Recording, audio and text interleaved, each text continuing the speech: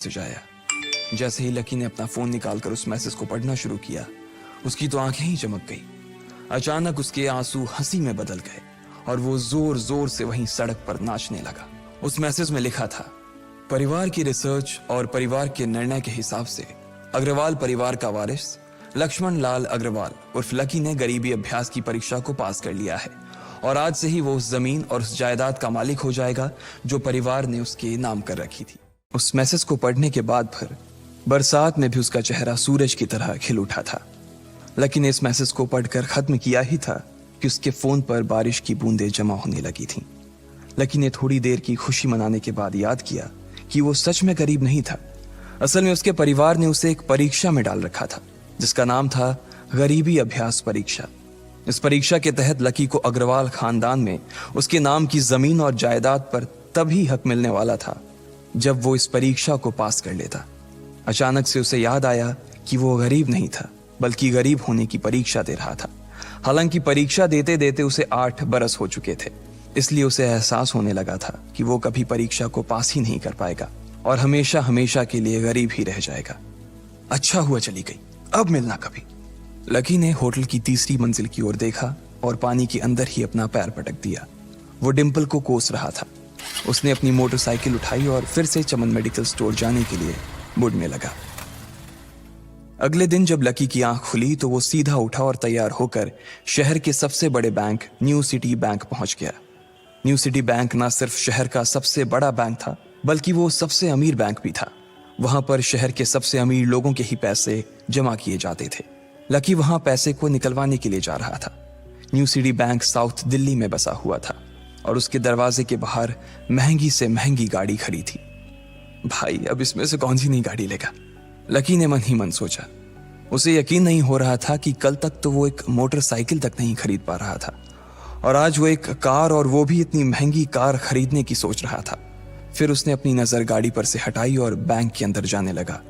उसने देखा कि बाहर बहुत भीड़ थी और महंगे से महंगे कपड़े पहने लोग बैंक के अंदर जा रहे थे। कहाँ दवाओं की बदबू और कहाँ ये खुशबू। उसने एक बहुत ही गहरी सांस के अंदर ज्यादा से ज्यादा खुशबू को समेटने की कोशिश करते हुए अपने मन में सोचा, लेकिन अगले ही पल उसके मन में संकोच पैदा हो गया था। रातों रात लकी की किस्मत तो बदल गई थी लेकिन उसके कपड़े नहीं बदल पाए थे।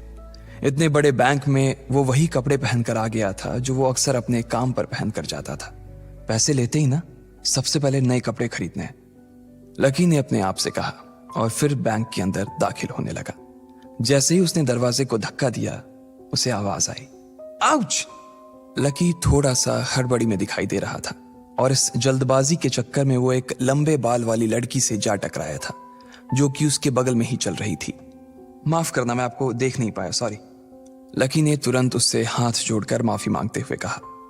उस लड़की ने इतने अच्छे कपड़े पहन रखे थे कि उसे देखकर ही लग रहा था कि वो किसी अमीर घराने की लड़की थी, इसलिए सॉरी बोलते वक्त ना चाहते हुए भी लकी के हाथ उसके सामने जुड़ गए थे। लेकिन जब उस लड़की ने लकी के कपड़े और उसके हुलिये को देखा तो उसने अपनी नाक भौं सिकोड़ ली। वो लगभग हर रोज इस बैंक में आया और जाया करती थी, लेकिन उसने आज तक इस बैंक के अंदर लकी जैसे फटीचर आदमी को घुसते हुए नहीं देखा था। उसके बालों में से आंवले के तेल की गंध आ रही थी। उसने गुस्से भरी नजरों से लकी की ओर देखा और बोली, क्यों नहीं देख पाए? मैं क्या ट्रांसपेरेंट हूं? तुम्हें इतनी बड़ी लड़की दिखाई नहीं देती? इससे पहले कि बात आगे बढ़ती, उस लड़की ने देखा कि इस बैंक की मैनेजर यास्मीन पटेल उन दोनों की ओर बढ़ी चली आ रही है। उसने भी लकी को देखकर वैसी ही शक्ल बनाई थी जैसी शक्ल उस लंबी लड़की ने बनाई थी। I am so sorry miss, आपको कहीं लगी तो नहीं? यास्मीन ने उस लड़की से पूछा और फिर घिन्न भरी नजरों से लकी की ओर देखने लगी। लकी तमतमाती आंखों से उन दोनों को देखा जा रहा था। वो जानता था कि उसने इतनी जोर से भी दरवाजा नहीं खोला कि उसे चोट लग जाए, लेकिन असल में उसे यह मालूम नहीं था कि वो लोग उसे नहीं बल्कि उसके कपड़े को देख रहे थे। यास्मीन ने लकी को ऊपर से नीचे तक देखा और ना जाने उसके मन में क्यों शक पैदा हो गया। क्या आप मुझे बता सकते हैं कि आप यहाँ पर किस काम से आए हैं? यास्मीन ने बड़ी मुश्किल से अपने चेहरे पर एक मुस्कान लाते हुए कहा। वो उसका हुलिया देखकर ही समझ गई थी कि वो यहाँ का कस्टमर तो नहीं था। लकी ने अपने आप को संभाला और कहा, हाँ, वो मैं अपना पैसा निकलवाने के लिए आया था। पैसे निकलवाने के लिए आए हो? यास्मीन ने लकी की बात को ही दोहराते हुए कहा। वैसे तो वो लकी की बात पर जोर से हंसना चाहती थी, लेकिन उसने अपने आप को थोड़ा सा काबू में कर लिया था। लकी की बात सुनकर उसे लग रहा था कि वो कोई पागल था जो यहाँ जबरदस्ती घुसा चला आ रहा था। हाँ तो क्या आपके पास कार्ड है? यास्मीन ने उससे आगे पूछा। न्यू सिटी बैंक का कार्ड हासिल करना एक बहुत ही मुश्किल भरा काम था। अगर किसी को भी उस बैंक का कार्ड लेना था तो सबसे पहले उस आदमी को अपने खाते में कम से कम 5 लाख रुपए जमा करवा कर रखने पड़ते थे, तब जाकर उसे कहीं कार्ड मिलता था। लेकिन लकी तो पहली बार ही यहां आ रहा था, इसलिए उसके पास कार्ड होने की कोई संभावना ही नहीं थी। लकी जब यास्मीन के सवाल का जवाब नहीं दे पाया तो यास्मीन ने फिर उससे पूछा, मैं पूछ रही हूं कि आपके पास कार्ड है? वो समझ गई थी कि लकी पागल ही था जो कहीं से भागकर सीधा उनके बैंक में आ गया था। कार्ड नहीं मेरे पास। लकी ने उसके सवाल का जवाब दिया और वो फिर इधर उधर देखने लगा। जैसे ही उस लंबे बालों वाली लड़की ने लकी का जवाब सुना तो वो खिलखिलाकर हंस पड़ी। यास्मीन को तो सिर्फ लग रहा था कि वो पागल है, लेकिन वो लड़की तो अपने मन में मान चुकी थी कि यह लड़का कोई पागल ही है जो कहीं झोपड़ पट्टी से यहाँ आ गया है। इससे पहले कि आगे कोई कुछ कह पाता, उस लंबे बालों वाली लड़की के पिता वहां आ गए और बोले, चलो बेटी। उनके हाथों में कुछ कागजात थे। लकी ने देखा कि उन्होंने महंगा सा सूट पहन रखा था। उस लड़की ने यास्मीन के दोनों हाथों को पकड़ा और बोली, यास्मीन देखो, अगर इस तरह के सड़क छाप लोग तुम्हारे बैंक में ऐसे ही घुसते चले आए ना और बाकी कस्टमर्स को परेशान करने लगे तो तुम्हारे बैंक की इमेज और उसके शेयर्स दोनों को काफी नुकसान होगा। एक मैनेजर होने के नाते तुम्हें इन सब चीजों का ध्यान रखना चाहिए। मुझे उम्मीद है कि आगे मेरे साथ ऐसा कुछ नहीं होगा। उस लड़की ने कहा और अपने पिता के साथ बैंक के बाहर चली गई। अपना ध्यान रखना कोयल मैडम, मैनेजर ने उसकी गाड़ी तक छोड़ने के लिए आते हुए कहा। आज तो वो बाल बाल बच गई थी। कोयल और उसके पिता इस बैंक के सबसे पुराने और सबसे वफादार कस्टमर्स थे। अगर आज यास्मीन उन्हें नाराज कर देती और वो उसके बैंक से अपना खाता बंद करवा देते तो शायद यास्मीन की नौकरी तक जा सकती थी। और यह सब हो रहा था उस पागल लकी की वजह से। इसे जल्द से जल्द यहां से भगाना पड़ेगा, यास्मीन ने अपने आप से कहा और फिर बैंक के अंदर आने लगी। यास्मीन उसे अपने बैंक से बाहर निकालने के तरीके के बारे में सोच रही थी, मगर जैसे ही वो बैंक में दाखिल हुई उसने देखा कि लकी वहां था ही नहीं। अरे अब ये कहां चला गया? उसने अपने आप से पूछा। वो इधर उधर देखने लगी, लेकिन लकी वहां भी नहीं था। यास्मीन को अच्छे से पता था कि वो उसके सामने तो बाहर नहीं निकला था। इसका मतलब था कि वो बैंक के अंदर ही था, लेकिन यास्मीन उसे ढूंढ नहीं पा रही थी। कुछ देर तक बैंक के सारे कोनों को देख लेने के बाद यास्मीन को लगा कि शायद लकी यहां बहुत ही असहज महसूस कर रहा होगा, और जब वो कोयल को दरवाजे पर छोड़ने के लिए आई तब उसके पीछे पीछे वो भी निकल गया होगा। चलो जान बची, यास्मीन ने अपने आप से कहा और अपने केबिन में आकर बैठ गई। जैसे ही उसने आज के दिन की पहली फाइल उठाई थी उसे किसी एक की झलक दिखी। ये कोई और नहीं बल्कि लकी ही था। अरे ये कहां छिपा हुआ था? यास्मीन ने अपने आप से ही कहा और तुरंत फाइल को टेबल पर रखकर वो ऑफिस के बाहर आ गई। उसने देखा कि लकी बैंक के वीआईपी लॉन्ज के बाहर खड़ा था और उसके खंबे की आड़ की वजह से वो यास्मीन की नजर से बाहर हो गया था। अब यास्मीन को तो वो मिल गया था, लेकिन उसके लिए उससे भी बड़ी एक और मुसीबत खड़ी हो गई थी। लकी जिस कमरे के बाहर अभी खड़ा था उस कमरे के अंदर शहर के सभी रईस लोगों का उठना बैठना था। बैंक के सिलसिले में या फिर किसी दूसरे काम के सिलसिले में वो सभी लोग यहीं आकर बात किया करते थे। उस कमरे के अंदर जो लोग बैठे थे उन सबके करोड़ों रुपए इस बैंक के खाते में जमा थे। अब अगर ऐसे में लकी वहां घुस जाता तो सब लोग मिलकर यास्मीन की गर्दन पर चढ़ जाते। रुको, जहां हो वहीं खड़े रहो, यास्मीन जोर से और साथ ही गुस्से से चिल्लाई। बाकी के लोग जो वहां खड़े थे वो यास्मीन की ये चीख सुनकर डर गए थे।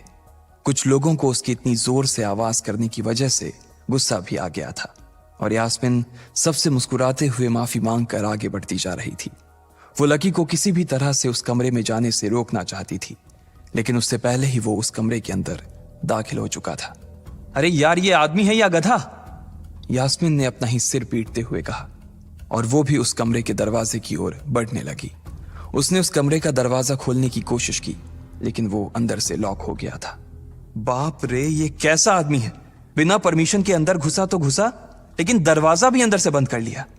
अब यास्मीन की सांसें फूलती जा रही थी। उसे बहुत डर लग रहा था। उसका जी यह सोचकर घबराए जा रहा था कि ना जाने अंदर लकी और उस रिलेशन मैनेजर के बीच क्या हो रहा होगा। इधर जैसे ही लकी कमरे में दाखिल हुआ, वहां का कस्टमर रिलेशन मैनेजर जो कि सोफे पर फैला हुआ था वो उसे देखते ही अचानक सीधा बैठ गया। हेलो सर, कैसे हैं आप? उसके मुंह से बिना लकी को देखते हुए ये शब्द निकले। उसे याद था कि इस कमरे में कुछ खास लोग ही आते थे और जो भी आते थे यास्मीन उनके आने की खबर उसे पहले ही दे देती थी। लेकिन इस वक्त जो आदमी उसके सामने खड़ा था, उसे देखते ही वो अपनी जगह पर जम गया था। ना तो वो कहीं से भी वीआईपी लग रहा था और ना ही वो उसका कोई रिश्तेदार था। कौन हो भाई तुम? क्या चाहिए तुम्हें? उस मैनेजर ने 20 साल के जवान लड़के को देखते हुए कहा। मैं यहां अपना पैसा लेने आया हूं। लकी ने सीधे मुद्दे की बात को मैनेजर के सामने रखते हुए कहा। तुम्हारे पास हमारा सुप्रीम कार्ड है? मैनेजर ने उससे ऊपर से नीचे तक देखा और पूछा। नहीं नहीं, मेरे पास कोई कार्ड नहीं है, लकी ने कहा। तो फिर हम तुम्हें कोई पैसा नहीं दे सकते। चलो अभी दरवाजा खोलो और सीधा बाहर निकलो, मैनेजर ने कहा और सोफे पर से उठ गया। नहीं, मैं अपना पैसा लिए बिना नहीं जाऊंगा यहां से, लकी भी जिद पर अड़ गया। अरे बोला ना, बिना कार्ड वाले को पैसा नहीं मिलता है, और वो भी पैसा होगा तब तो मिलेगा ना, मैनेजर ने उसके करीब आते हुए कहा। अरे पैसा है तभी तो निकालने आया हूं सर, लकी ने कहा। देख, फालतू की बहस मत कर सुबह सुबह, वरना मैं सिक्योरिटी को बुला लूंगा तो वो लोग मार मार कर बाहर निकालेंगे तुझे। लकी यह सुनकर घबरा गया था। मैनेजर के चेहरे का गुस्सा उसे साफ नजर आ रहा था, लेकिन ऐसा भी नहीं था कि वो झूठ बोल रहा था। भले ही उसके पास कार्ड नहीं था, लेकिन इसका मतलब ये नहीं था कि वो अग्रवाल खानदान का लड़का नहीं था। जैसे जैसे मैनेजर उसकी ओर बढ़ता चला जा रहा था, लकी का डर भी बढ़ता जा रहा था। मैनेजर को लग रहा था कि वो कोई संकी था और वो उसे धक्का मारकर बाहर निकालने के लिए आगे बढ़ ही रहा था कि अचानक घबराए हुए लकी के दिमाग में एक आइडिया आया। फिंगरप्रिंट! उसने अपना अंगूठा कमरे में मौजूद उस मैनेजर के सामने उठाते हुए कहा। फिंगरप्रिंट? कौन सा फिंगरप्रिंट? मैनेजर ने चौंकते हुए पूछा। अरे अरे, आपने कहा ना कि आपको कार्ड चाहिए, पर मेरे पास कार्ड नहीं है, फिंगरप्रिंट है, और मुझे मालूम है कि आपके यहां फिंगरप्रिंट से भी पैसे निकलते हैं। यह कहते ही लकी ने एक राहत की सांस ली थी, लेकिन मैनेजर को यह समझ नहीं आ रहा था कि आखिर लकी को फिंगरप्रिंट की जानकारी मिली कैसे। तुम फिंगरप्रिंट यूज करना चाहते हो? मैनेजर ने लकी को घूरते हुए पूछा। लकी की शक्ल और उसका हुलिया मैनेजर के लिए उसकी बातों से मेल नहीं खा रहा था। हाँ, मैं फिंगरप्रिंट यूज करना चाहता हूं सर, लकी ने सीना चौड़ा करते हुए कहा। उसे इस तरह देख तो मैनेजर और भी कंफ्यूज हो गया था। मैनेजर ने सोचा कि उसे एक चांस देना चाहिए, इसलिए उसने लकी को फिंगरप्रिंट इस्तेमाल करने की इजाजत दे दी थी। वो अपनी टेबल के पास गया और उसके दराज में फिंगरप्रिंट वाली मशीन ढूंढने लगा। 2-3 ड्रॉर में झांकने के बाद आखिरकार उसे वो मशीन मिल गई थी। चुपचाप यहां पर अपना अंगूठा लगाओ, मैनेजर ने मशीन को आगे बढ़ाते हुए लकी से कहा। लकी ने अपनी फटी हुई पैंट के पिछले हिस्से में अपना अंगूठा पोंछा और फिर उस मशीन पर लगा दिया। 2 सेकंड बाद मशीन में से एक आवाज आने लगी। उसके अंदर एक लाल बत्ती चल रही थी और वो जोर जोर से बीप कर रही थी। देखा, तुम्हारा फिंगरप्रिंट मैच नहीं कर रहा है। मैंने पहले ही बोला था कि कोई खाता नहीं है इस बैंक में तुम्हारा। मैनेजर ने लकी को ऐसे देखा जैसे वो कोई बड़ा अपराधी था। मैनेजर उसकी पैंट की ओर देखने लगा। उसे लग रहा था कि लकी ने अपनी जेब में कोई हथियार छुपा रखा था और वो मैनेजर को बेवकूफ बना रहा था। इससे पहले कि लकी अपनी जेब से कोई बंदूक या बम निकालता, मैनेजर ने अपना फोन निकाला और पुलिस का नंबर लगाने लगा। लकी ने उसकी स्क्रीन पर देख लिया था कि वो 100 नंबर पर फोन लगा रहा था। लकी बुरी तरह से घबरा गया था। वो बहुत ही उत्साह और जोश में अंदर तक तो चला गया था, लेकिन उसे मालूम नहीं था कि वो इतनी बड़ी मुसीबत में फंसने वाला है। लकी बैंक के अंदर दाखिल तो हो गया था, लेकिन जब मैनेजर ने उससे पैसे निकालने के लिए कार्ड मांगा तो उसके पास कार्ड नहीं था। उसकी फटेहाल हालत देखकर पहले ही मैनेजर को गुस्सा आ रहा था और उसमें लकी ने ये डिमांड रख दी थी कि वो फिंगरप्रिंट से पैसे निकलवाना चाहता था। लेकिन पानी तब सर के ऊपर से निकल गया जब उंगली मैच नहीं हुई। मैनेजर ने फोन निकाला और पुलिस को फोन लगाने लगा। अरे अरे, ये क्या कर रहे हो? देखिए सर, मेरी बात सुनिए, मैं कोई क्रिमिनल नहीं हूं। हो सकता है मैंने गलत उंगली लगा दी हो, बस आप मेरे को एक लास्ट बार फिंगरप्रिंट लगाने दो प्लीज, लकी ने उसके सामने हाथ जोड़ते हुए कहा। देख, ये उंगली भी अगर नहीं लगी ना तो फिर ये मत कहना कि मैं अगली उंगली भी ट्राई करके देखता हूं। बार बार ऐसा नहीं चलने वाला है। अगर ये वाली काम नहीं की तो मैं सीधा पुलिस को फोन करने वाला हूं अभी, मैनेजर ने लकी को धमकाते हुए कहा। उसने अपने एक हाथ में मशीन और दूसरे हाथ में मोबाइल फोन पकड़ा हुआ था। उसने अपनी स्क्रीन पर पुलिस का नंबर खोल रखा था और उसका अंगूठा हरे बटन पर ही टिका हुआ था। इधर लकी ने अपने सीधे हाथ की उंगली को अपने पैंट से साफ किया और भगवान का नाम लेकर उसे उस मशीन पर लगा दिया। जैसे ही उसकी उंगली उस मशीन पर पड़ी, अब की बार फिर मशीन से एक आवाज आई और वो चमक कर हरी हो उठी। तभी मैनेजर के मोबाइल पर एक मैसेज आया। मैनेजर ने उस मैसेज को पढ़ना शुरू किया। Verification successful. खाता 1, नाम लक्ष्मण लाल अग्रवाल, खाता नंबर 01104। जैसे ही मैनेजर ने इस मैसेज को देखा, उसकी आंखें फटी की फटी रह गई थी। उस मशीन पर चमकती लाइट को देखते हुए लकी की आंखें भी चमक आई थी। लकी उस हरी बत्ती को देखते ही झूम उठा था और फिर उसने मैनेजर को घूर कर देखा। उसके दिमाग में वो सारी बातें चल रही थी जो मैनेजर उससे अभी थोड़ी देर पहले सुना रहा था। इधर मैनेजर ने उसके आगे हाथ जोड़े और खिसिया कर हंसते हुए कहा, लक्ष्मण सर, प्लीज़ मुझे माफ़ कर देना सर। मैं इस ब्रांच में नया आया हूँ और इसलिए मुझे मालूम नहीं था कि आप कौन हो। मैं इस ब्रांच का कस्टमर मैनेजर शशिकांत वर्मा हूँ। प्लीज़ आगे भी मेरा ध्यान रखना सर, प्लीज़। Sorry sir. हाँ ठीक है, तो मुझे ये बताओ कि मेरे खाते में कितने पैसे रखे हुए हैं, लकी ने कहा। और वो अब सोफे पर बैठ गया। मैनेजर उसके सामने ही खड़ा हुआ था और उसके खाते की जानकारी अपने फोन पर ही निकाल रहा था। उसने अपने फोन पर इधर उधर कुछ उंगलियां चलाई और बोला, हो गया सर, आपके खाते में इस वक्त 90,80,70,650 रुपए रखे हुए हैं सर। शशिकांत के खुद के होश इतनी बड़ी रकम को देखने के बाद उड़ गए थे। उसे विश्वास नहीं हो रहा था कि इस आदमी के खाते में इतना पैसा भी हो सकता था। लकी की शक्ल देखकर तो यही लग रहा था कि उसकी उम्र 20 से 22 साल से ज्यादा नहीं थी। ऐसे में अगर उसके खाते में इतना सारा पैसा रखा हुआ था तो ये वाकई बहुत बड़ी बात थी। शशिकांत अपने मन में ये सोच रहा था कि दुनिया के 99% लोग ही अपनी पूरी जिंदगी काम करने के बाद भी इतना पैसा नहीं कमा सकते थे जितना कि लकी के खाते में इतनी छोटी सी उम्र में रखा हुआ था।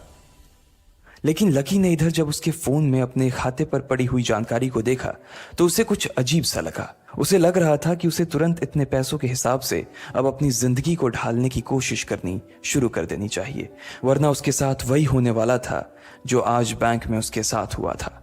अरे सर, खाते में पैसे के अलावा और भी चीजें हैं जो मैं आपको बताना चाहता हूं सर। मैनेजर ने फिर से अपनी फोन पर उंगलियां फिराई और बोला, सर एक तो आपके खाते में एक फरारी जुड़ी हुई दिखा रहा है सर। इसके अलावा आपके खाते में 2 किलो सोने की 100 ईंटें रखी हुई हैं, 5 किलो सोने की 20 ईंटें, पिकासो की 3 असली पेंटिंग है, 20 हीरे हैं 24 कैरेट के और भी बहुत कुछ है सर। मैनेजर ने हाफते हुए और अपने पसीने साफ करते हुए कहा। इतना सारा धन देखने के बाद शशिकांत की आंखें तो बाहर ही निकल आई थी। उसने कभी लकी जितना अमीर आदमी अपनी जिंदगी में नहीं देखा था। जितना पैसा और सोना और जायदाद उसके पास था, उसका 10% भी इस ब्रांच में किसी और के पास नहीं था। ठीक है, चलो मुझे एक कार्ड दे दो तुम, लकी ने अपने दोनों हाथों को अपने सिर के पीछे रखते हुए कहा। जी सर, मैं अभी आपके लिए एक नया कार्ड बनवा देता हूं सर, मुझे बस 10 मिनट दीजिए सर, बस 10 मिनट, शशिकांत ने कहा और फिर लकी के सामने ही निकल गया। जितनी देर में लकी ने अपने फोन पर फिर से उस मैसेज को खोलकर देखा, उतनी ही देर में मैनेजर उसके लिए एक चमकता हुआ सुप्रीम कार्ड लेकर उसके सामने आ गया था। लेकिन उस कार्ड को देखने के बाद ना जाने क्यों मैनेजर को ऐसा लग रहा था कि यह कार्ड लकी की संपत्ति के आगे कुछ भी नहीं था। फिर भी मैनेजर इसमें कुछ नहीं कर सकता था, क्योंकि वो जानता था कि उसके पास इस ब्रांच में इससे बड़ा और कोई कार्ड नहीं था। इसलिए फिलहाल वो लकी को यही दे सकता था। उसने उस कार्ड पर लकी का पूरा नाम लक्ष्मण लाल अग्रवाल गुदवा दिया था। लीजिए सर आपका कार्ड, पासवर्ड वगैरह सर आपको ईमेल पे मिल जाएगा, शशिकांत ने मुस्कुराते हुए कहा और वो लकी के सामने हाथ बांधकर खड़ा हो गया। इधर लकी ने उस कार्ड को उलट पलट कर देखा और फिर अपनी जगह से खड़ा होकर वो बाहर निकलने लगा। शशिकांत का मन तो यही कर रहा था कि वो उसे दरवाजे तक छोड़ने जाए, लेकिन उसकी ड्यूटी इसी ऑफिस में थी और वो किसी को बाहर छोड़ने नहीं जा सकता था। फिर भी वो लकी के लिए दरवाजा खोलने के लिए आगे आ गया था। इधर यास्मीन अपने कैबिन में अपना सिर पकड़े हुए बैठी थी। उसे समझ नहीं आ रहा था कि आखिर अंदर चल क्या रहा था। एक पल को तो उसे लगा कि लकी पागल नहीं बल्कि बदमाश था कोई, और उसने शशिकांत को बंदी बना लिया था। लेकिन जब वो लकी के लिए कार्ड लाने के लिए अपने दफ्तर से बाहर आया तो यास्मीन को लगा कि कुछ गड़बड़ नहीं हुई थी। फिर ये इतनी जल्दी में कहां जा रहे हैं, उसने अपने आप से पूछा। शशिकांत को सुरक्षित देख बैंक के बाकी लोग भी दरवाजे पर से पीछे हट गए थे। वैसे भी उसे देखते ही सब लोग अपनी अपनी जगह पर वापस दौड़े चले जाते थे। शशिकांत का खौफ ही ऐसा था कि उसकी आंखों की झलक भर से खड़ा कर्मचारी जाकर अपनी कुर्सी पर बैठ जाता था। लेकिन एक बार शशिकांत के बाहर आने के बाद वो दोबारा बाहर नहीं आया था और ना ही लकी कमरे से बाहर आया था। इधर यास्मीन परेशान हुए जा रही थी वो जानती थी कि अगर कुछ भी गड़बड़ हुआ तो सबसे पहले उसकी नौकरी जाने वाली थी। उसने बड़ी मुश्किल से और मेहनत करके इस नौकरी को हासिल किया था और वो किसी पागल की वजह से इसे अपने हाथ से नहीं जाने देना चाहती थी। जैसे ही परेशान यास्मीन ने अपनी नजर उठाकर फिर से उस कमरे की ओर देखा तो पाया कि लकी बहुत ही आराम से उस कमरे से बाहर निकलकर दरवाजे की ओर बढ़ता चला जा रहा था। ए, रुको, तुम इस तरह नहीं जा सकते। यास्मीन जोर से चिल्लाई और भागते हुए लकी के पास चली गई। तुम्हारी हिम्मत कैसे हुई जबरदस्ती हमारे वीआईपी रूम में घुसे चले जाने की? यास्मीन ने गुस्से में पूछा। उसका मन तो यही कर रहा था कि वो अभी लकी का गिरेबान पकड़कर उसे झकझोर दे, लेकिन उसने अपने आप को रोक रखा था। मैंने पहले भी कहा था ना आपसे, मैं यहां सिर्फ अपना पैसा लेने आया था और कुछ नहीं, लकी ने कहा और मुस्कुराने लगा। यास्मीन ने देखा कि उसके हाथ में एक सुप्रीम कार्ड था और वो उसकी उंगलियों के बीच चमक रहा था। यास्मीन के दिमाग में आया कि लकी ने यह कार्ड कहीं अंदर से चुरा तो नहीं लिया, और इससे पहले कि वो यहां से चोरी करके भागता, यास्मीन जोर से चिल्लाई, सिक्योरिटी, सिक्योरिटी। उसकी आवाज को सुनते ही दो बंदूक वाले गार्ड भागे भागे यास्मीन के पास आ गए। ये चोरी करके भाग रहा है, पकड़ो इसे। लकी ने जब यास्मीन के मुंह से ये बात सुनी तो उसके कान खड़े हो गए। इससे पहले कि वो वहां से अपनी जान बचाकर भाग पाता, सिक्योरिटी वालों ने उसे धर दबोच लिया था और फिर उसकी जेब टटोलने लगे थे। इधर यास्मीन ने देखा कि उस सुप्रीम कार्ड पर उसने अपना नाम भी गुदवा लिया था। तुम्हारी इतनी हिम्मत कि तुमने शशिकांत सर को डरा कर अपना नाम भी लिखवा लिया इस पर। इसकी जेब चेक करो, यास्मीन ने गुस्से से कहा। दोनों में से एक गार्ड लकी की जेब टटोलने लगा था। लकी की समझ में नहीं आ रहा था कि आखिर ये लड़की उससे समझ क्या रही थी। अगर उसे उसके खाते या इसकी संपत्ति या सिर्फ इसके परिवार के बारे में भी पता चल जाता तो भी यास्मीन उसके पैरों में गिर जाती। इससे पहले कि लकी अपनी सफाई में कुछ कह पाता, एक गार्ड बोला, मैडम, इसकी जेब में तो कुछ नहीं है, बल्कि फटी हुई जेब है इसकी। तभी उसकी बात सुनकर दूसरे सिपाही ने कहा, मैडम, हो सकता है कि इसी जेब में चाकू रख कर लाया हो और उसको निकालते वक्त उसी चाकू से इसकी जेब फट गई होगी। मुझे तो ऐसा ही लग रहा है। दूसरे सिपाही ने अपनी लड़खड़ाती जबान में बोला, अरे पागल हो क्या? ये सब आप लोग क्या बोल रहे हो? शशिका। इससे पहले कि लकी आके कुछ बोल पाता, एक गार्ड ने उसके दोनों हाथों को मरोड़ दिया था। इधर यास्मीन अपने मन में सोच रही थी कि अगर वो चाकू लाया था तो फिर वो चला कहां गया था। बाप रे! अचानक से यास्मीन की आंखें बड़ी सी हो गई थी। उसे लगा कि लकी ने उस चाकू से शशिकांत का खून कर दिया था। यास्मीन ने तुरंत अपना फोन निकाला और पुलिस को फोन मिलाते हुए कहा, हेलो पुलिस स्टेशन, मैं न्यू सिटी बैंक से बोल रही हूं।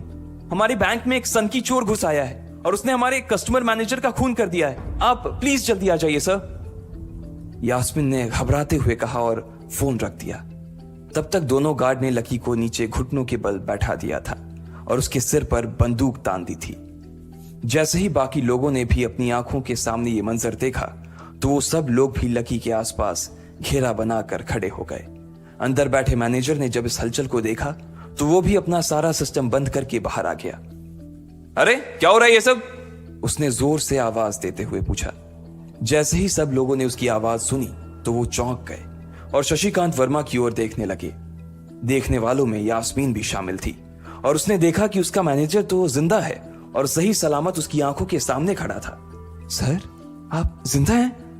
यास्मीन ने खुशी और आश्चर्य भरे भाव के साथ शशिकांत की ओर देखते हुए कहा, लेकिन अगले ही पल उसकी खुशी की जगह दुख ने ले ली थी। उसे एहसास हो रहा था कि आखिर उसने कितनी बड़ी गलती कर दी थी। यास्मीन ने अपनी ही जुबान काट ली थी और उसके जले पर नमक छिड़का शशिकांत ने। उसने कहा, मैं क्यों इतनी जल्दी मरने लगा और तुमने ये सब क्या तमाशा लगा रखा है? उसने कहा और फिर उस भीड़ की ओर बढ़ने लगा। जैसे ही वो आगे आया उसने देखा कि उन लोगों ने लकी को गन पॉइंट पर बैठा रखा है। अरे किसने किया ये? शशिकांत तुरंत लकी की ओर दौड़ा और उसने उसके पास खड़े दोनों गार्ड्स को हटा दिया। फिर लकी को उठाने के लिए उसने अपना हाथ उसकी ओर बढ़ा दिया और बोला, sir I am really sorry sir, इस बेवकूफी के लिए मैं आपसे माफी मांगता हूं sir. I am really sorry sir. Shashikant उसके पैरों में ही गिरने को हो गया था। लकी उसका हाथ पकड़कर खड़ा हुआ और फिर यास्मीन की ओर घूरने लगा। आप पूछ रहे थे ना कि किसने किया? इसने किया है ये, और इसने सिर्फ इतना ही नहीं किया बल्कि इसने पुलिस को भी बुला लिया है। इसे लग रहा है कि मैं कोई क्रिमिनल हूं जिसने आपका खून कर दिया है और आपसे ये कार्ड चुरा कर भाग रहा हूं। ये कार्ड जो आपने मुझे दिया है। लकी ने यास्मीन की ओर उंगली दिखाते हुए गुस्से में कहा।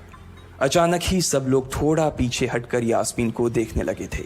यास्मीन घबराई हुई सी फर्श पर तो कभी छत को देखे जा रही थी। यास्मीन, जो मैं सुन रहा हूं क्या वो सच है? शशिकांत ने यास्मीन को घूरते हुए गुस्से में पूछा। उसकी आंखों में छुपे गुस्से को यास्मीन बर्दाश्त नहीं कर पा रही थी, इसलिए उसकी ना तो लकी से और ना ही शशिकांत से नजर मिलाने की हिम्मत हो रही थी। फिर भी वो जानती थी कि उसका चुप रहना इस वक्त उसके लिए बहुत खतरनाक हो सकता था, इसलिए उसने कहा, सर ये सब मेरी गलती है सर, ये मेरी बहुत बड़ी मिसअंडरस्टैंडिंग है सर। मुझे लगा कि ये जबरदस्ती अंदर घुस आया है और इसने आपके ऊपर हमला करके आपसे जबरदस्ती ये कार्ड बनवा लिया है और फिर आपको मार दिया है सर। यास्मीन ने घबराते हुए कहा। उसकी डरी सहमी सी आंखों में अब आंसू ही आ गए थे। मैनेजर ने जब उसकी ये बात सुनी तो उसने अपना सिर पकड़ लिया। यास्मीन जैसी समझदार लड़की इतनी बड़ी भूल कैसे कर सकती थी? उसने लकी को पहचाना ही नहीं था। खैर, मैनेजर को लगा कि इसमें उसकी कोई गलती नहीं थी। जब वो खुद लकी को नहीं पहचान पाया था तो फिर यास्मीन कैसे पहचान पाती? इसलिए उसने सोचा कि सबके सामने उसे कुछ कहने से अच्छा था कि वो यास्मीन को एक कोने में ले जाकर लकी की सच्चाई बताए। शशिकांत ने उसका हाथ पकड़ा और उसे खींचकर अपने साथ खंबे के पास ले गया और बोला, तुम्हें मालूम है ये कौन है? अरे ये लक्ष्मण अग्रवाल है, लक्ष्मण अग्रवाल खानदान का वारिस। तुम्हें पता है ना कि अग्रवाल खानदान का खाता हमारे बैंक की जितनी भी शाखाएं हैं उसमें सबसे बड़ा खाता है। यास्मीन ने जैसे ही ये नाम सुना, उसके पैरों के नीचे से जमीन खिसक गई थी। वो जानती थी कि अगर न्यू सिटी बैंक इतनी ऊंचाइयों पर पहुंचा था तो उसके पीछे अग्रवाल खानदान का सबसे बड़ा हाथ था। इस बात का जिक्र उससे तब भी किया गया था जब उसने नौकरी ज्वाइन की थी। तुम्हें पता है इस लड़के के नाम पे कितनी प्रॉपर्टी है? ये अपने दम पर ना इस पूरे एरिया को खरीद सकता है, शशिकांत ने यास्मीन से कहा। यास्मीन जैसे जैसे लकी को देखी जा रही थी वो बड़ी बड़ी आंखों से उसे घूरे जा रही थी। लकी कभी उन दोनों को देख रहा था तो कभी अपने आसपास खड़े लोगों को देख रहा था। अब सबसे पहले तो पुलिस को फोन करो और उनसे कहो कि हमसे गलती हो गई थी, और उसके बाद जाकर तुम उनसे भी माफी मांगो, और अगर उन्होंने तुम्हें माफ कर दिया तो तुम्हारी किस्मत, वरना समझ लेना कि तुम्हारी नौकरी चली गई, शशिकांत ने कहा और दौड़कर लकी के पास जाकर खड़ा हो गया। इधर यास्मीन अभी भी वहीं पर खड़ी थी। अभी अभी जो शशिकांत उसे बता कर गया था वो यास्मीन पचा नहीं पा रही थी। उसे लग रहा था कि इसमें उसकी कोई गलती नहीं थी, लेकिन कोई उसकी सुनने वाला नहीं था। बैंक उस छोटी सी मैनेजर के चक्कर में अपने सबसे बड़े कस्टमर को छोड़ने वाला तो नहीं था। अब मेरे पास और कोई रास्ता नहीं बचा है, यास्मीन ने निराश होते हुए अपने आप से कहा, और फिर अपनी जेब से फोन निकालकर पुलिस थाने में फोन लगाया। जैसे ही यास्मीन ने पुलिस वालों से यह कहा कि उससे गलती हो गई और जिसे वो बदमाश समझ रही थी असल में वो बदमाश नहीं बल्कि शहर के सबसे बड़े रईस का बेटा था, तो उधर से आवाज आई, मैडम सॉरी, लेकिन अब तो गाड़ी निकल गई है, वहां पहुंचती ही होगी, अब आपको जो भी कहना है इंस्पेक्टर साहब से कह देना। और उस पुलिस वाले ने फोन काट दिया। मर गए, यास्मीन ने अपने आप से निराश होते हुए कहा। उसके हाथ थर थर कांप रहे थे। उसे समझ नहीं आ रहा था कि अब वो क्या करे। अब उसके पास लकी से माफी मांगने के अलावा और कोई चारा नहीं बचा था। लेकिन अगर लकी सर ने मुझे माफ नहीं किया और उल्टा मेरे ऊपर डिफेमेशन का चार्ज लगा दिया तो, यास्मीन ने अपने आप से कहा, और वो अब और भी ज्यादा घबरा गई थी। उसने देखा कि लकी उसे घूर कर देख रहा था। शशिकांत पूरी कोशिश कर रहा था कि वो लकी को शांत करवा सके, लेकिन लकी वहां से हिलने का नाम तक नहीं ले रहा था। यास्मीन उसके पास पहुंच गई थी। वैसे तो वो जानती थी कि उसे माफी मांगने से उसकी किस्मत बदलने वाली तो थी नहीं, फिर भी उसने एक बार कोशिश करनी चाहिए और लकी से कहा, सर मैं आपको गलत समझ रही थी सर, एक्चुअली आपके। यास्मीन ने उसके कपड़े को देखा और एक सांस लेते हुए आगे बोली, सर प्लीज मुझे माफ कर दीजिए सर, मेरी इंटेंशन आपको हर्ट करने की बिल्कुल भी नहीं थी, मैं तो जो कुछ कर रही थी बैंक की सेफ्टी के लिए कर रही थी सर। यास्मीन ने गिड़गिड़ाते हुए कहा और नीचे देखने लगी। इट्स ओके, कोई बात नहीं है, लकी ने कहा और उसके हाथ से अपना सुप्रीम कार्ड लेकर निकल गया। यास्मीन को अपने कानों पर तो विश्वास ही नहीं हो रहा था। वो मान ही नहीं पा रही थी कि लकी ने उसे माफ कर दिया था। उधर लकी को अपने आप पर विश्वास नहीं हो रहा था कि वो रातों रात इतना अमीर हो गया था। आखिर लकी इतने पैसों का क्या करने वाला था? लकी न्यू सिटी बैंक से अपना सुप्रीम कार्ड लेकर निकल रहा था। असल में उसे क्लास में जाने में देर हो रही थी, इसलिए वो बिना यास्मीन से कुछ कहे या उसे सबक सिखाए वहां से निकल गया था। लकी दिल्ली यूनिवर्सिटी के ही एक कॉलेज में पढ़ता था। जैसे ही वो कॉलेज के अंदर दाखिल हुआ उसके पैर एक कीचड़ से भरे गड्ढे में पड़ गए। ओह शिट, उसने अपने आप से कहा और अपने जूतों को पास की सड़क पर साफ करने लगा। वो कॉलेज एडमिनिस्ट्रेशन के दफ्तर की ओर देखकर उसे कोस रहा था। कॉलेज की सड़कों पर इतने सारे गड्ढे हो गए थे, लेकिन वो लोग एक भी गड्ढा नहीं भरवा रहे थे। जब भी लकी इस चीज की कंप्लेन करने के लिए वहां जाता तो वो इसे ये कह देते कि फंड ही नहीं है।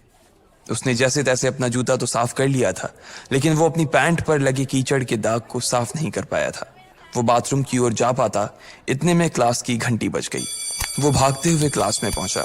उसने दरवाजे के बाहर से ही देखा कि प्रोफेसर कमलनाथ मिश्रा पोडियम पर आ गए थे और उन्होंने आज के लेक्चर की शुरुआत भी कर दी थी। जैसे ही उनकी नजर बाहर खड़े लकी पर पड़ी तो उनकी आंखें निराशा से भर आई। इधर लकी का सिर भी शर्म से झुक गया था और उसे अंदर ही अंदर बुरा लग रहा था। कॉलेज में जितने भी प्रोफेसर थे उनमें से कमलनाथ जी को लकी सबसे ज्यादा पसंद करता था। बाकी प्रोफेसर ये बात जानते थे कि लकी पढ़ाई के साथ साथ जॉब भी करता था, इसलिए उसका पढ़ाई में ध्यान नहीं था, इसलिए वो भी लकी के ऊपर ज्यादा ध्यान नहीं देते थे। कुछ लोग तो पूरी क्लास के सामने उसका मजाक भी उड़ाते थे, लेकिन सिर्फ कमलनाथ जी ही ऐसे प्रोफेसर थे जो उसके साथ बराबरी का व्यवहार करते थे। लकी बिना कुछ कहे वैसे ही अपना सिर नीचे झुकाए क्लास में दाखिल हो गया। जैसे ही उसके पैर क्लास में पड़े सभी लोग उसकी ओर देखने लगे। अबे ये फटीचर कब से लेट आने लगा? सूरज पश्चिम से उग सकता है लेकिन ये कभी लेट नहीं हो सकता। आज क्या हो गया इसे? एक लड़के ने लकी को चिढ़ाते हुए कहा। अबे यार इसकी पैंट तो देख कितनी गंदी है। भाई क्लास में लड़कियां भी होती हैं, कम से कम कपड़े तो ढंग से पहन के आ यार। दूसरे लड़के ने कहा और उसकी ये बात सुनकर उसके पास बैठी लड़की हंस दी और बोली, अरे कहां से पहन कर आता, कपड़े के लिए तो पैसे हैं नहीं इसके पास, एक ये कपड़ा है इसके पास, बहुत है इसके लिए। क्लास में बैठे सभी लोगों ने लकी के ऊपर फफ्तियां कसनी शुरू कर दी थी। हर कोई उसके ऊपर कुछ न कुछ कहे जा रहा था। ऐसा नहीं था कि लकी ये सब आज ही सुन रहा था, इस तरह की फफ्तियों का सामना वो रोज करता था। रोज उसे ऐसी बातें सुनकर बुरा भी लगता था और आज भी उसने अपना सिर नीचे तो झुका लिया था, लेकिन आज उसके चेहरे पर एक मुस्कान थी। इन लोगों को पता नहीं था कि यह अनलकी आज कितना लकी होकर आ रहा है। जैसे ही क्लास में बैठे बच्चों का शोर बढ़ने लगा, उधर से कमलनाथ जी ने चिल्लाते हुए कहा, आपस में बात करना बंद करो। अगर तुम लोग इस तरह बात करते रहोगे तो मैं आगे नहीं पढ़ाऊंगा। सभी लोग शांत होकर उनकी बात सुनने लग गए। तब तक लकी भी अपनी कुर्सी पर जाकर बैठ गया था। कमलनाथ जी ने फिर से पढ़ाना शुरू किया और पढ़ाते पढ़ाते ना जाने क्यों उनकी नजर बार बार लकी की ओर जा रही थी। लकी को समझ नहीं आ रहा था कि कमलनाथ जी ऐसा जानबूझकर कर रहे थे। उनकी आंखों को देखकर ऐसा लग रहा था कि उनमें लकी के लिए ढेर सारा गुस्सा भरा हुआ था। उसे ऐसा लग रहा था कि शायद वो अपने प्रोफेसर की उम्मीदों पर खरा नहीं उतर रहा था। थोड़ी ही देर में कमलनाथ जी की क्लास खत्म हो गई। बच्चों आज की क्लास यही खत्म होती है। कल आप सबको क्या काम करके लाना है वो मैंने यहाँ लिख दिया है। कल मिलते हैं आप सबसे, कमलनाथ जी ने कहा और क्लास के बाहर चले गए। जैसे ही वो बाहर गए पीछे वाले दरवाजे से किसी की आवाज आई, डिंपल। जैसे ही वो आवाज सबके कानों में पड़ी सब लोग क्लास के पीछे वाले दरवाजे की ओर देखने लगे। वहां कोई और नहीं बल्कि डिंपल का नया बॉयफ्रेंड राहुल खड़ा था। ये लोग राहुल को अच्छी तरह से जानते थे। राहुल ने दरवाजे से झांक कर देखा तो वहां कोई नहीं था। वो धीरे धीरे कमरे में दाखिल हुआ और सीधा डिंपल के पास चला गया। डिंपल खिड़की के पास बैठी हुई थी। जैसे ही राहुल उसके पास पहुंचा, डिंपल ने अपने हाथ उसकी गर्दन में किसी हार की तरह डाल दिए और उसकी बाहों में झूम उठी। उधर राहुल ने भी डिंपल को सबके सामने चूम लिया था। यह नजारा देखते ही सबकी नजरें लकी के ऊपर जा टिकी। सबको अभी तक तो यही पता था कि डिंपल लकी की गर्लफ्रेंड है। किसी को इस बात की खबर नहीं थी कि उन दोनों का ब्रेकअप हो गया था। डिंपल को राहुल की बाहों में देखकर लकी के तन बदन में आग तो लग गई थी, लेकिन फिर भी वो शांत होकर वहीं बैठा हुआ था और उसने अपने गुस्से पर काबू कर लिया था। अरे भाई लकी, क्या हो रहा है ये सब? डिंपल राहुल के साथ कैसे? उसके एक दोस्त ने आकर लकी से कहा। होने देना यार, जो हो रहा है छोड़ना, लकी ने कहा। उसका इस बारे में किसी से बात करने का कोई मन नहीं हो रहा था। अरे भाई तुझे पता है वो राहुल कितना चालू आदमी है। अभी तक इस कॉलेज की 5 लड़कियों को फंसा चुका है और ये डिंपल छठी है, लकी के दोस्त प्रीतम ने उससे कहा। उसकी ये बात सुनते ही लकी ने प्रीतम को घूर कर देखा। प्रीतम को लगा कि लकी को उसकी बात का बुरा लगा था, लेकिन अगले ही पल वो उसे देखकर मुस्कुराया और बोला, कोई बात नहीं भाई, सबकी अपनी अपनी लाइफ है। ये कहकर लकी डिंपल की ओर देखने लगा जो कि राहुल की बाहों में इतरा रही थी। वो जानती नहीं थी कि लकी चाहता तो यहीं खड़े खड़े राहुल और उसके पिता को उनके कारोबार समेत खरीद सकता था। उधर जैसे ही राहुल और डिंपल की नजर भी लकी पर पड़ी तो वो जानबूझकर उसे छेड़ने के लिए उसके सामने से गुजरने लगे। अच्छा लकी, सुनना जरा। अचानक से डिंपल लकी के सामने रुकी और बोली। उसने अभी भी राहुल की कमर में अपना एक हाथ डाल रखा था।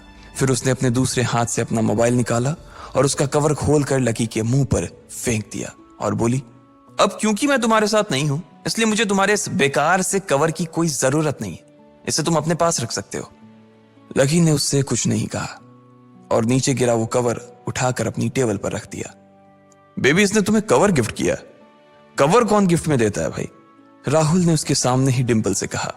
राहुल लकी को नीचा दिखाने का एक भी मौका अपने हाथ से जाने नहीं देना चाहता था। लकी अंदर ही अंदर मुस्कुरा रहा था।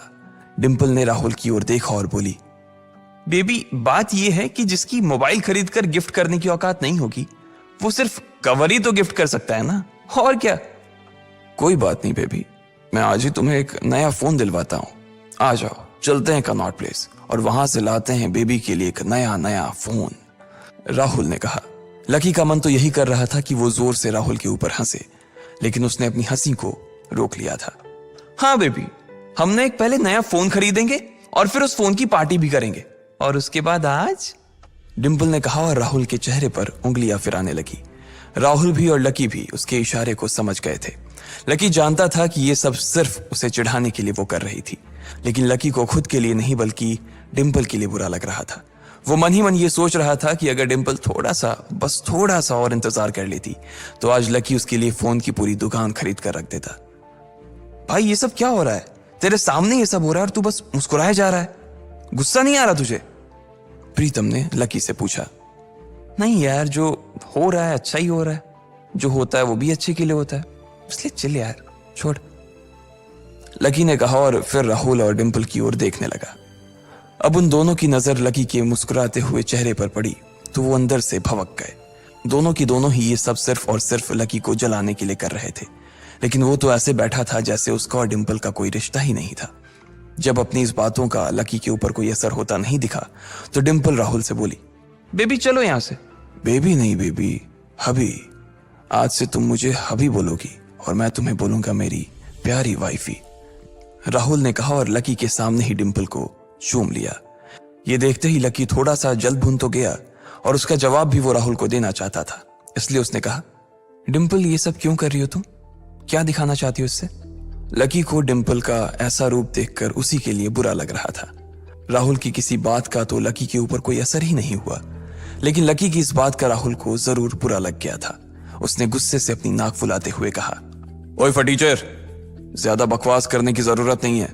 आज के बाद अगर तूने मेरी डिंपल के बारे में कुछ कहा या उसकी तरफ आंख उठाकर भी देखा ना तो मैं राजपथ पर तेरी परेड करवा दूंगा। रहने दे भाई, उसकी जरूरत नहीं पड़ेगी।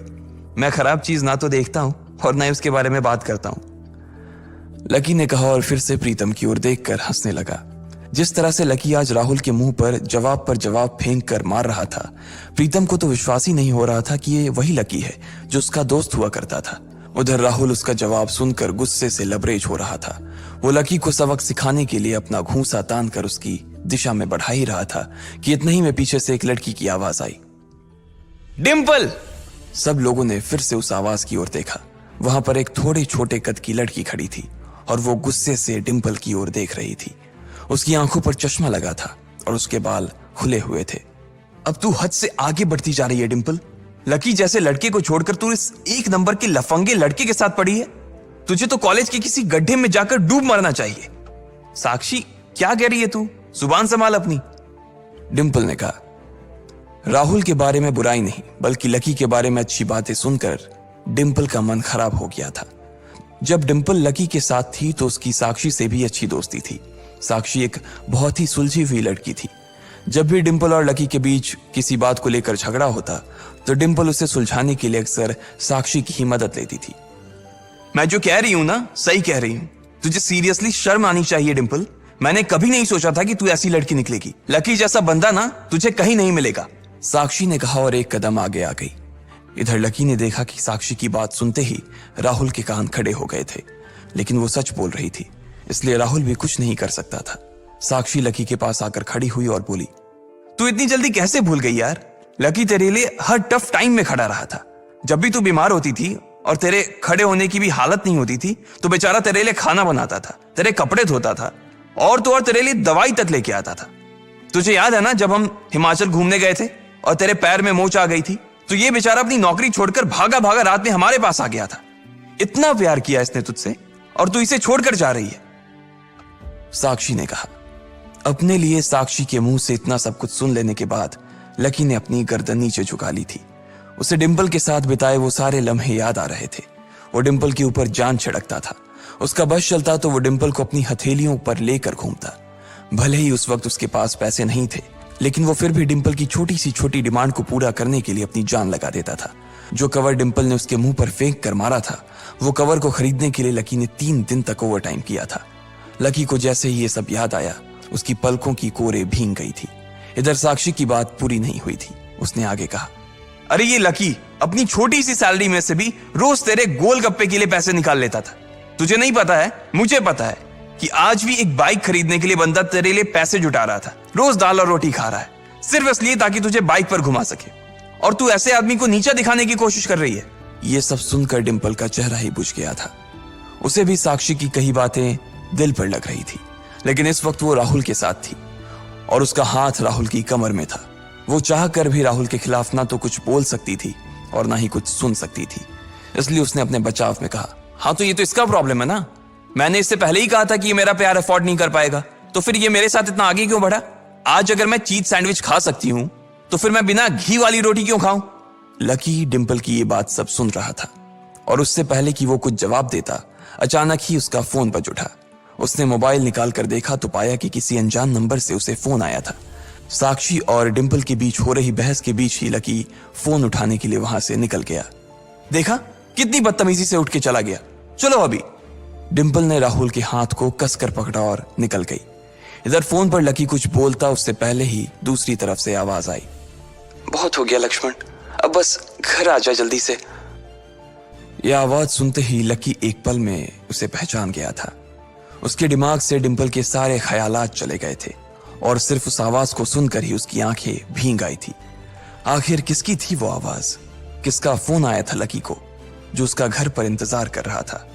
क्यों आखिर लकी की आंखें भीग आई थी? इन सब सवालों के जवाब अगर आप जानते हैं तो कमेंट बॉक्स में हमें भी बताएं और आगे की कहानी जानने के लिए सुनते रहें इंस्टा मिलियनेयर सिर्फ पॉकेट एफएम पर।